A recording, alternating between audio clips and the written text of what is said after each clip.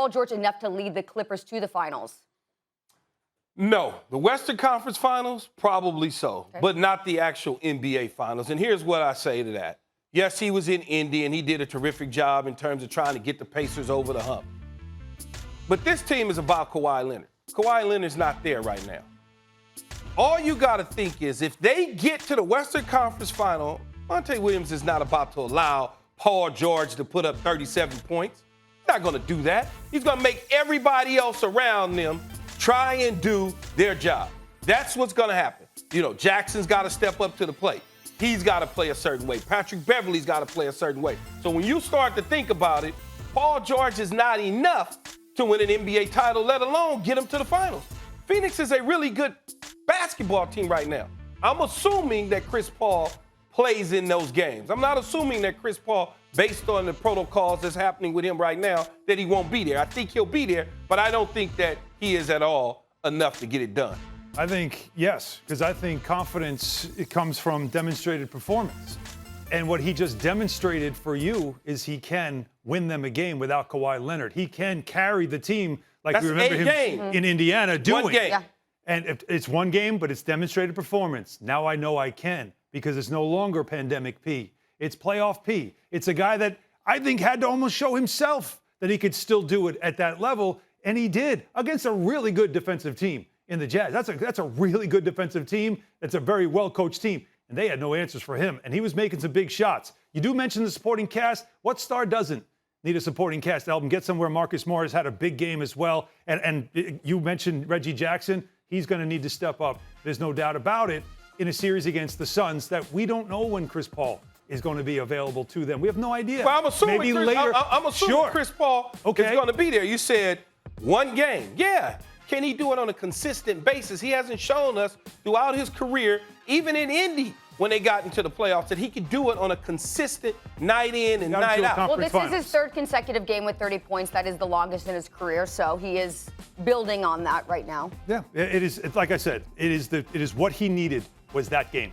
What he needed was last night, and I feel like that could help propel him because of the question marks about Chris Paul, because of the guard play and the toughness of the guard play that the Clippers do have, and the fact that when you look at the landscape, there's not a lot left. If you think about all the injuries that are going on around playoffs right now, he's one of the best players left standing that is healthy. Knock on wood, of course. So can he do it? I think he can. Will he? Well, that's a reason to be seen. I think when you run into Phoenix, you running into Booker, DeAndre Ayton. Is there an answer? So let's remove Chris Paul from the equation for a few games. Paul George does play defense, so he would be guarding one of those top guys. But do you have an answer for Ayton if he's guarding Booker? Do you have an answer for Booker if they decide to move him on Ayton? You got to think they don't have enough. And I don't think Patrick Beverley would be the answer on Booker. So, and then if Chris Paul is there, now you're really in trouble. Mm-hmm. And I just don't believe that 37 points is going to get it done because those other guys that you mentioned, Marcus Morris, Reggie Jackson, are they going to come on a consistent basis and give you what they gave you against Utah? They have to. They have to. And this time of year, it starts ratcheting up. You know this. But it's not about they have to. You do whatever it takes. Are they going to, though? That's the question. Are they going to? Well, the question was, is Paul George enough to lead them to the finals? That means get past the Suns. Mm-hmm. My answer is yes, he can. Now, will he? Of course, if I knew that answer, I wouldn't be here. I'd be in Vegas. Okay, well, let's not even look that far ahead. What would it mean for the Clippers franchise? I mean, in the past, when they've been in the position, right now they're one win away from reaching the conference finals. In the past, being in this position, they've been 0-8. What would it mean for this franchise to even get to the conference finals with Paul George at the helm? It would mean for them that at least because they went all in on these two stars, that getting Kawhi, then Kawhi said, I want Paul George, and Steve Ballmer went all in, whatever we need, whatever we've got to do, traded away a lot of good young pieces, a lot of assets as well that Oklahoma City has or had for the most part. It's for them, it starts to pay off that kind of investment in this team. It's great for them. Does it take the franchise closer to the Lakers in LA? No, don't even start that. Is it LA guy? Of course not. Not even close. Of course not. Nowhere near. But they've never been this far before. They've never gotten just to the conference final. Never done this before. I mean, if that's a deserves a birthday cake because you make it to the finals. Great. For them, it might. Yeah, I mean, look, you got to start somewhere. They're building a new stadium in Inglewood, mind you, on one of the closest sites to the Great Western Forum. So they're still trying to hover around the Laker presence. They're already renting in the building. No matter where you go in L.A., there's Laker presence. So there's nothing you can do about it. It's like, okay, it's good.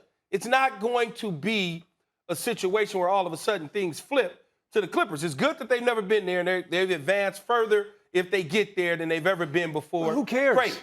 Who cares? Why do they have to eclipse the Lakers? What they need to do is be successful. Just be successful. The Mets have never eclipsed the Yankees in New York. Never.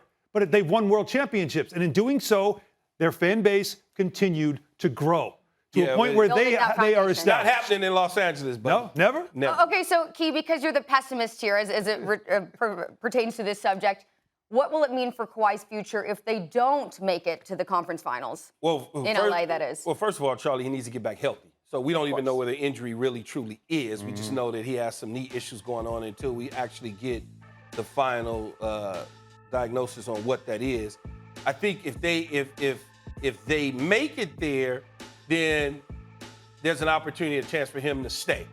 If they don't make it, he's got to scratch his head to figure out, I put this thing together, along with Paul George, that made a decision at the end of the season that they were not happy with Doc Rivers, and for whatever reason, they made us think about it. Doc Rivers eventually gone. He's now in Philly. That's a lot to think about, you know. And so, do I abandon what I put together to go chase something else, or do I finish the deal in Los Angeles?